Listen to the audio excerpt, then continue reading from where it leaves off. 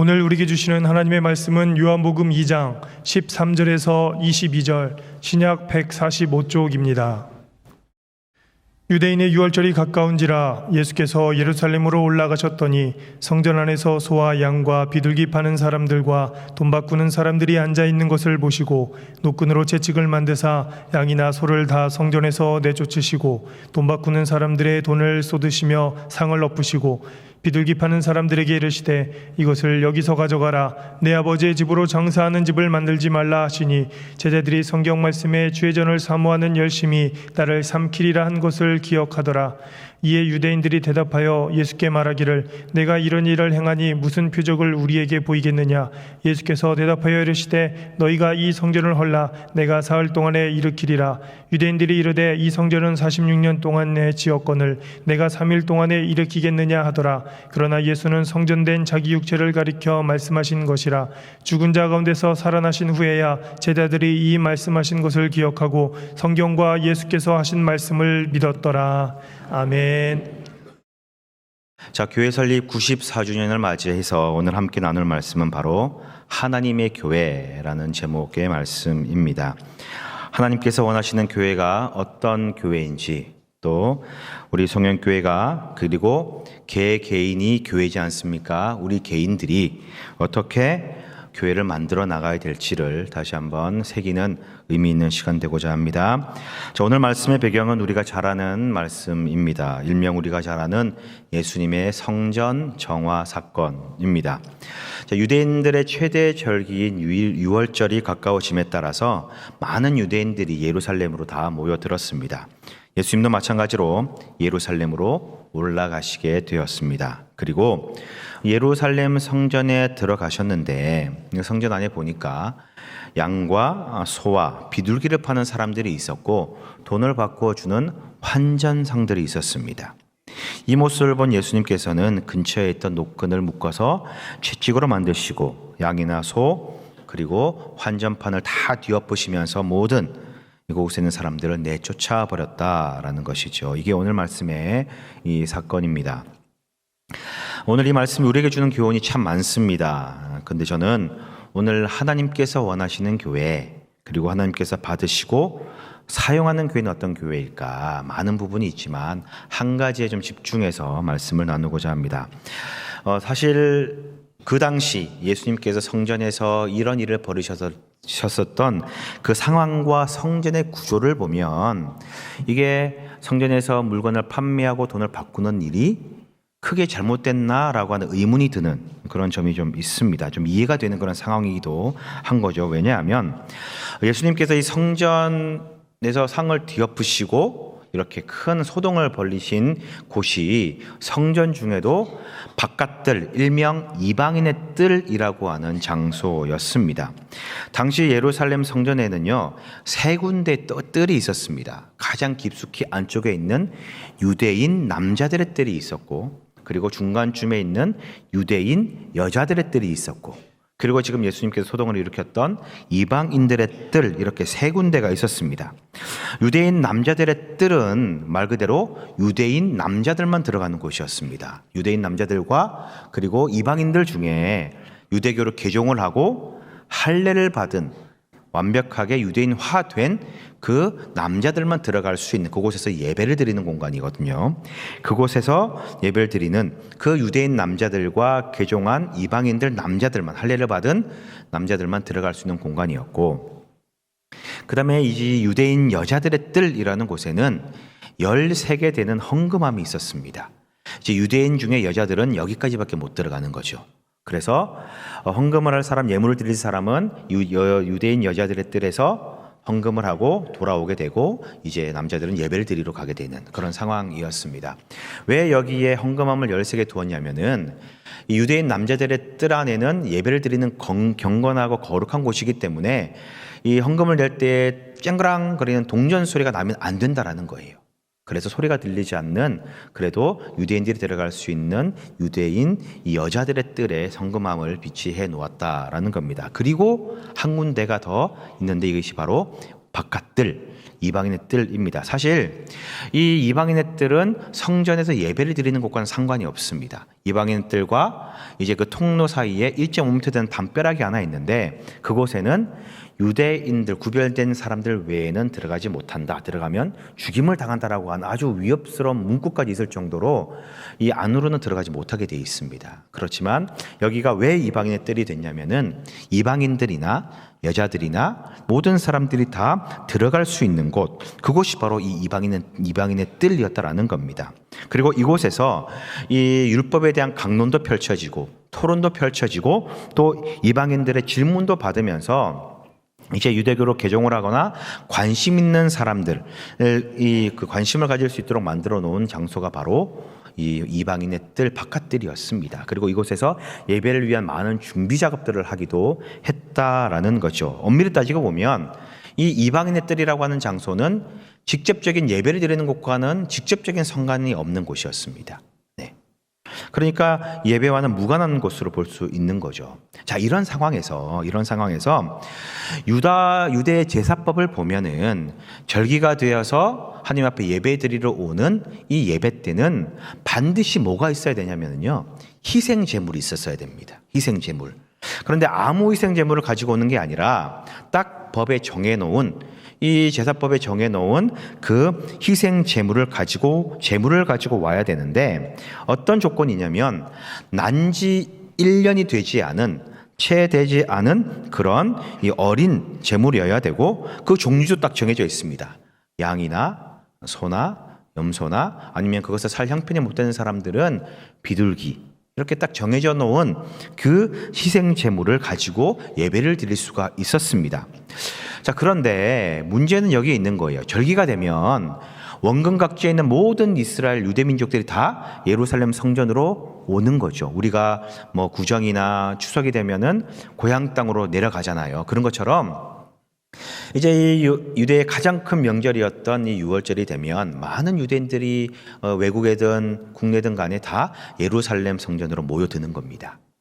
어떤 사람들은 뭐 산 넘고 물 건너올 수도 있고 몇 날 며칠 걸려서 오는 사람들도 있었을 거예요. 자, 그런 사람들이 그렇게 멀리서 오는 그런 사람들이 1년도 채 되지 않은 그런 재물을 흠없이 아무런 탈도 없이 고이 모시고 그 먼 길을 올 수 있었을까? 힘든 거예요. 너무 힘든 겁니다. 그 어린 그 재물들을 가지고 아무런 흠도 없이 가져오기는 너무 어려운 현실이었습니다. 그래서 이런 사람들을 위해서 성전 주변에서 예배와 지장이 없는 그런 곳에서 이 희생 재물을 판매하는 것은 일종의 그 먼 곳에서 오는 사람들이나 이방인으로서 예배를 드리는 개종한 사람들을 위한 일종의 편이었다라는 겁니다. 예배자들을 위한 봉사 중에 한 가지였다라는 거죠. 재물이 없으면 예배를 드릴 수가 없었습니다. 또 그 재물 역시도 규정에 어긋났다면 예배에 올릴 수가 없었어요. 그러니까 그 규정에 맞게 그리고 이 먼 곳에서 온 사람들을 위하여서 이 성전 주변에서 희생 재물을 판매하고 매매하는 것은 어찌 보면 당연한 일입니다. 이해가 되는 일이기도 합니다. 자, 환전하라는 것도 마찬가지입니다. 자, 모든 유대인들이 성전세를 다 내야 됐습니다. 이거는 구약에서부터 흘러내려왔던 전통입니다. 얼마를 내야 되냐? 반세겔을 내야 되는데 이 성전세를 아무 돈으로 낼 수 없었습니다. 성전세를 내는 동전이 딱 정해져 있습니다. 두로 화폐, 두로 동전을 내게 됐는데 그 이유는 제가 따로 한번 설명 좀 드리도록 하겠습니다. 미국은 달러를 쓰고 우리나라는 이 원화를 쓰는 것처럼 성전에서는 두로 화폐만을 성전세로 낼 수 있었습니다. 네.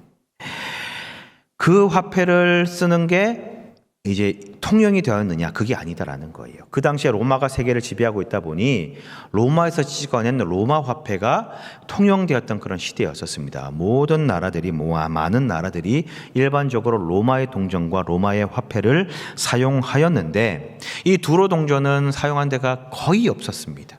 이 성전세를 내는 것이 거의 유일하다라고 볼 수 있습니다. 그러니 대부분의 사람들은, 유대인들은 다 두로 돈을 가지고 있지 않는 거예요. 근데 원활한 세금을 위하여, 세금 징수를 위하여 성전에서 두로 돈으로 성전세를 내는 그 돈으로 바꿔주는 거 어찌 보면 당연한 거예요. 그렇게 될 수밖에 없는 겁니다. 원활한 세금 납부를 위해 환전을 해주는 것은 유대인들의 세금 납부를 원활하게 하기 위한 일종의 편의를 제공하는 일로 볼 수 있는 겁니다. 자, 이런 성전의 구조와 당시 상황을 놓고 본다면 성전 주변에서 예배와 전혀 지장이 없는 그런 장소에서 성전에 쓰여질 희생 제물을 판매하고 성전에 세금을 낼 돈을 바꿔주는 것은 오히려 유대인들이나 아니면 예배드리는 예배자들을 위한 일종의 이 편의 서비스를 제공하는 거라고 말할 수 있는 거죠. 그렇지 않습니까? 이 생각해 보면 그렇습니다. 자, 그런데 이런 사실을 알고 계셨을 예수님께서 왜 그곳에서 채찍을 만들고 상인들을 다 내어 쫓으시고 환전판을 다 뒤엎어 버리시면서 그 소동과 난리를 부리셨을까? 네. 왜 그러셨을까라는 겁니다. 그 이유는 바로 이 성전과 예배, 교회의 본질을 잃어버렸기 때문에 그런 거예요. 본질을 잃어버렸기 때문에 그렇습니다. 왜 희생제물을 판매합니까? 왜 성전의 세를 바꿔줍니까? 돈을 바꿔주나요?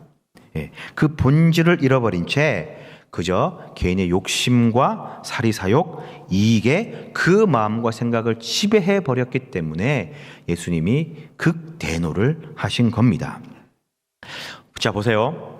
교회의 본질이 뭡니까? 성전의 본질, 이게 뭐죠? 교회의 본질은요, 타협할 수 없는 것 한 가지밖에 없어요. 뭐냐? 하나님을 높이는 것, 하나님을 경배하는 것이 우리 교회의 본질입니다. 교회의 모든 사역들은요, 다 여기에 집중돼야 됩니다. 예배를 드리든 구제 사역을 하든 선교 사역을 하든 교육 사역을 하든 모든 것들이 다 하나님을 높이고 경배하는 것이 가장 기본이 되어야 되는 거예요. 이게 본질입니다. 그러면 하나님이 어떤 교회의 예배를 받으실까요? 하나님께서 어떤 교회, 어떤 사람의 예배를 받으시고 기뻐하시겠냐라는 거예요. 하나님만을 경배하는 사람, 하나님만을 높이는 그 교회지 않습니까? 다른 거 생각하지 않고 다른 이익이나 유익을 바라보지 않고 오로지 주님께만 포커스와 집중을 맞추는 것, 그게 교회의 본질이고 하나님이 받으시는 예배의 이 기준이다라는 거예요. 그것을 우리는 뭐라고 부르느냐? 이것을 우리는 성결이라고 부릅니다. 거룩이라고 말합니다. 즉 구약시대 때부터 오늘 지금까지 우리 하나님께서 우리 교회와 성전에 바라시는 것은 뭐냐? 거룩함과 성결함이다라는 거예요. 이 본질을 잃어버리지 말라라는 겁니다. 그러니 이것을 잃어버린 이 잡상인들과 이 사람들을 향하여서 예수님께서 그렇게 큰 분노를 바라고 있는 것이지요. 자, 희생제물을 다 내쫓았습니다.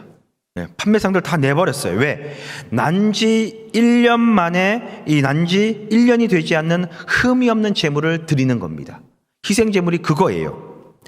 이 희생제물의 의미가 뭡니까? 결국은 순수함이고 순결함인 거예요. 흠이 없는 것, 결함이 없는 것, 깨끗한 것을 드리는 거예요. 희생제물의 의미는 바로 그겁니다. 순수함과 정결함의 의미가 있는 거예요. 성전의 세를 두로 돈으로 드린다고 말씀드렸습니다. 두로에서마다 화폐만을 받았습니다. 자, 이게 참 재미있는데 왜 그러냐면 이 당시 로마에서 사용했던 화폐는요, 황제의 얼굴이 새겨져 있어요. 황제의 그 형상이 새겨져 있습니다. 이것이 어떤 의미가 있냐면은 그 황제에게 절을 하라라는 의미가 있어요. 즉 황제가 우상화되는 그런 의미가 있습니다. 이것이 우상 숭배가 되고 또 그 당시에 그 많은 유대인들이 로마 황제에 대한 감정이 좋지 않았기 때문에 그래서 이 화폐를 사용할 수가 없었어요. 주된 이유는 형상이 새겨져 있는 왕의 형상이 새겨져 있어서 그 황제를 우상화하기 때문에 돈을 사용할 수 없었습니다. 그렇다면 깨끗하고 순수한 돈을 다 찍어 다시 만들어야 되는데 비용이 너무 많이 들잖아요. 그래서 쫙 찾아보니까 쓰여지는 화폐 중에 두로에서 만든 동전이 있는 거예요. 그 중에 반세겔을 보니까 이제 구약에서 정해놓은 이 율법과 가장 똑같은 돈이었습니다. 출애굽기 30장 13절에 보면은 하나님께서 성전세를 명령하시는데 이렇게 기록되어 있습니다. 계수에 드는 사람들, 즉 모든 남자들이죠. 성인된 모든 남자들은 성전세를 낼 것인데 얼마를 내라고 되어 있냐면요, 반세겔을 내라라고 되어 있습니다. 근데 이 1세겔을 계산해 보니 20게라더라라고 그렇게 성경에 기록되어 있습니다. 그러면 1세겔이 20게라니까 반세겔은 몇 게라인가요? 10게라. 그렇죠. 네, 맞습니다. 근데 10게라가 뭐냐면은 은 6g입니다. 은 6g을 내는 거예요. 이 게라가 은전이었는데 은 6g을 내는 것이 성전세였다라는 거죠. 근데 두로화폐를 보니까 이 반세겔 되는 그 동전이 이 은의 함유량이 6g인 거예요. 똑같습니다. 그런데 더 중요한 것은 이 두로화폐를 만들었던 이 반세겔이 온전히 은으로만 만들어진 순수한 은화였다라는 거예요. 예. 순수한 은화였다라는 거. 보통 동전을 만들 때 뭐 금하면은 금과 다른 걸 또 합금을 하기도 하고 섞어서 만들잖아요. 그런데 두로 동전만이 은 6g을 가지고 좀 작지만 이 은화를 온전하게 순수하게 만들었다라는 겁니다. 그러니까 가장 깨끗하고 어떤 불순물이 섞이지 않았던 이 두로 화폐를 성전세로 결정을 한 거죠. 네. 근데 이게 참 아이러니하고 모순입니다. 뭐냐면요. 두로 동전에 어떤 그림이 하나 새겨져 있어요. 그 그림이 이 독수리 그림인데 그 그림이 뭐냐면은 두로의 신이었던 이 말까르트라고 하는 신의 형상을 새겨 놓은 거예요. 네. 그럼 이게 우상 숭배인가요? 아닌가요? 우상 숭배잖아요. 로마 황제의 형상을 우상 숭배 때문에 쓸 수 없었던 이 화폐를 아니 그냥 두로의 그 미신 우상을 찍혀져 있는 그 돈을 쓰는 거예요.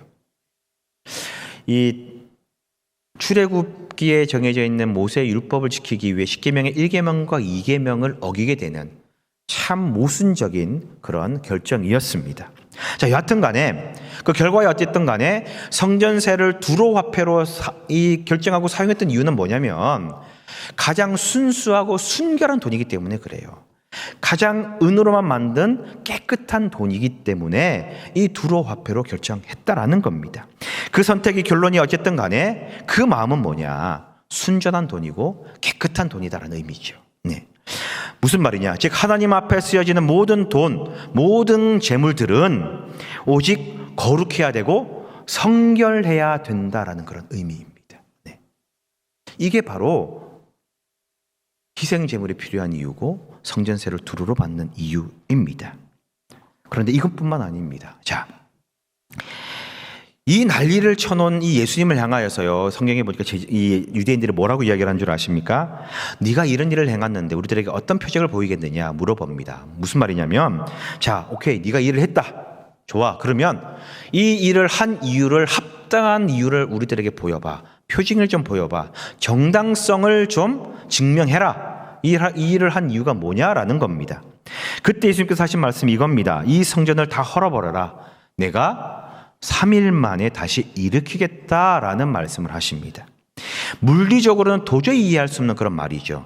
46년이나 걸쳐서 지었던 이 성전, 이게 정확히 말하면요, 아직 완공이 되지 않았습니다. 이 지금 예수님께서 이 소동을 일으켰던 이 성전이 예루살렘 성전은 세 번째 성전이었습니다. 첫 번째 성전은 솔로몬이 지었던 그런 성전이고, 두 번째 성전은 이제 바벨론 포로 이후에 스룹바벨에 의해서 재건된 성전이 두 번째 성전이었어요. 그리고 이 세 번째 성전은 이 헤롯 대왕이 그 팔레스타인 지역과 가나안 지역을 점령하고 다스렸던 그 기간에 이 헤롯이 굉장한 건축광이었거든요. 이 건축광이었던 이유도 있었지만 그 지역의 이 원주민이었던 이 유대인들의 호응을 얻기 위하여 이 회유하기는 회유책으로 성전의 확장 공사를 했습니다. 굉장히 크고 아름답고 멋있고 웅장하게 그렇게 46년 동안 걸려서 지었는데 아직 다 완공되지 않았던 성전이었어요. 그러니까 말하는 거예요. 46년 동안 지었고 그 46년이 지났지만 아직도 짓지 못했던 이 성전을 다 헐어버리고 어떻게 3일 만에 네가 지을 수 있을 것이냐. 말도 안 되는 소리 하지 말라라는 거예요. 예. 그곳에 있던 유대인들도 제사장들도 랍비들도 그리고 제자들조차도 그 말을 이해할 수 없었습니다. 네. 그런데 뭐라고 기록되어 있느냐? 20절과 21절에 이렇게 이야기를 하고 있습니다. 같이 한번 읽겠습니다. 시작. 그러나 예수는 성전된 자기 육체를 가리켜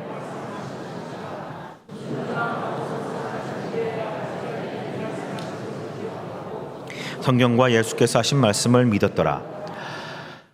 자, 이 말씀의 의미는 뭐냐? 21절에 예수는 성전된 자기 육체를 가리켜 말씀하신 것이다. 예수님 자체가 곧 성전이라는 거예요. 근데 제자들이요, 예수님이 죽으시고 부활하시고 정확하게는 승천하시고 난 다음에 성령의 임재를 받고 성령을 받고 난 다음에 이 말씀이 기억나고 생각이 나서 이게 예수님 자신을 말하는 거구나 라는 것을 깨닫고 그때 예수님을 믿었다라고 그렇게 이 이야기를 하고 있습니다. 예수님 자신이 바로 성전이라는 거예요. 자, 교회의 본질은, 성전의 본질은 거룩함, 성결이라고 말씀드렸습니다. 예수님께서 죽으신 이 십자가 사건이요, 우리들에게 구원이 될 수 있는 이유가 뭐예요? 왜 우리들에게 구원이 되고 우리들에게 복음이 될 수 있습니까? 그냥 세상 사람들이 아무나 십자가에 달려 죽었는데, 예를 들어서 제가 십자가에 달려 죽었습니다. 죽기 직전에 세상 사람들을 향하여서, 우리 교회를 향하여서, 우리 성도님들 죄를 위해서 제가 대신 짊어지겠습니다. 제가 죽으니까 여러분들 죄가 없어요 라고 선포하고 죽었습니다.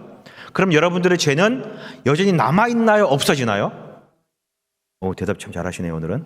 네, 남아있습니다. 안 없어져요. 왜? 저도 죄인이니까.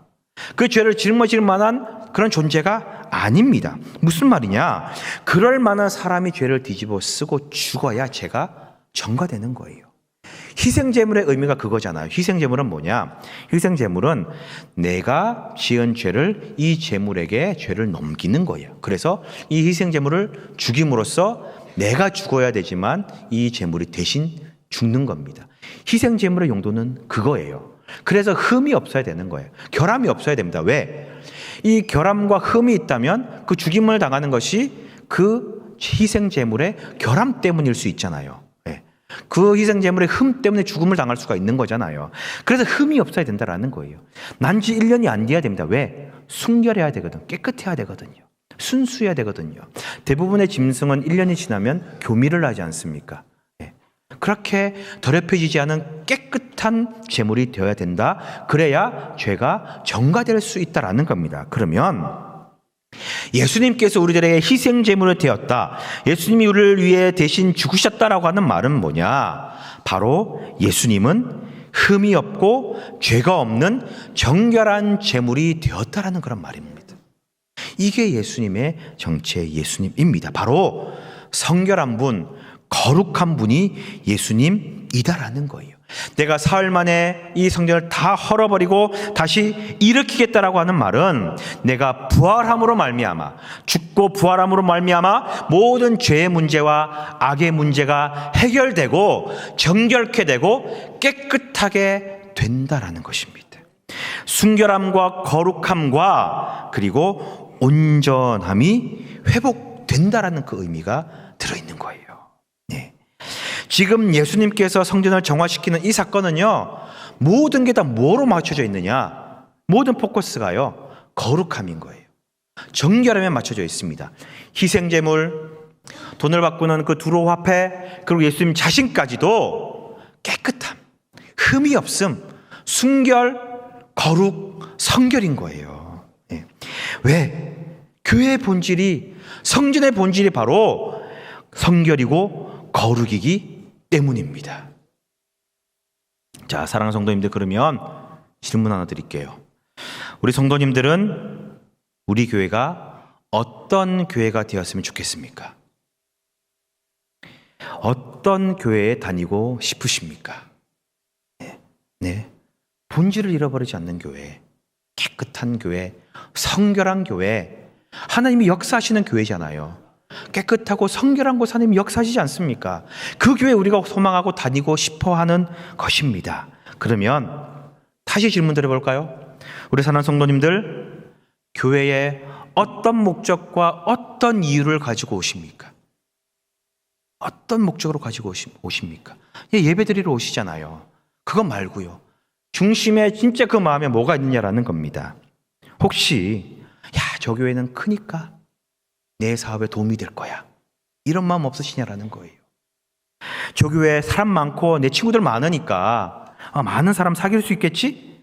저 교회는 교회 학교 잘 돼 있으니까 우리 아이들 보내도 될 만한 교회야, 저 교회로 가자, 이런 마음 없느냐라는 거예요. 아니면 그 교회 예배가 나랑 좀 잘 맞는 것 같아.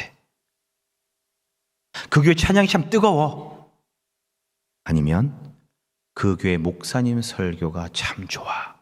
그래서 나 교회 가는 거야. 혹시 이런 마음 없느냐라는 거예요. 근데 여러분 잘 생각해 보세요. 이거 전부 다 우리의 욕심입니다. 우리의 만족을 채우는 거잖아요. 하나님을 향한 순수한 마음과 순결함과 거룩함과는 좀 거리가 멀잖아요. 이거 필요 없다는 얘기 말씀드리는 게 아닙니다. 물론 이런 것들이 우리가 교회를 다니고 나오는 이유가 될 수 있습니다. 말씀드렸잖아요. 성전에서 희생 제물을 판매하는 거, 네, 이해할 수 있어요. 돈을 환준해 주는 거 필요합니다. 예배자를 위하여, 예배를 준비하는 사람들을 위하여 그 정도의 편의는 제공할 수 있습니다. 분명히 그렇게 할 수 있어요. 문제는 뭐냐? 이것으로 오는 이득과 혜택과 유익 때문에 하나님을 향한 가장 기본적인 마음, 거룩과 성결을 잃어버리기 때문에 문제가 되는 것입니다. 본질을 잃어버리게 만들기 때문에 그렇다라는 거예요. 하지 말라는 얘기 아니에요. 이거 따져보지 말라는 얘기 아닙니다. 필요하지 않다, 없다는 말 아니에요. 하나님을 향한 거룩함, 성결함보다 더 우선이 되어서는 안 된다라는 겁니다. 하나님께서 원하시는 교회, 그리고 우리 송영교회가 만들어가야 할 교회는 바로 하나님 앞에 거룩하고 성결한 교회입니다. 94년 동안 하나님께서 주신 사명을 잘 감당한 우리 송영교회, 앞으로 다가올 100주년을 우리는 준비하고 있습니다. 그리고 이 역사를 함께할 새로운 담임 목사님을 기도로 준비하고 있습니다.